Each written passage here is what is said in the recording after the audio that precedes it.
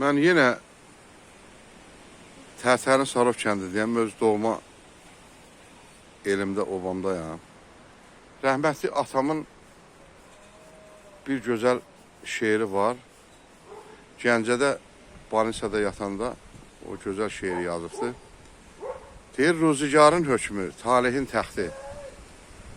Çürüdü payəsi, yıxıldı neynim. Sərvimin sövdası, didəmin nuru. Tor olub səmanı seçmədi neynim. Ağarıbdır saçım, bükülüb belim. Qəm-kədər olubdur hər gündə işim. Azalıb yeməyim, tökülüb dişim. Həsasız cəsətim, ötmədi neynim. Yatıram yan üstə, qalxa bilmirəm. Qəzanın qədərin poza bilmirəm. Həkimdən, loğmandan əlac görmürəm. Can çıxmır cəsəddən, köçmədi neynim. Görən soruşurmu dostlar halımı?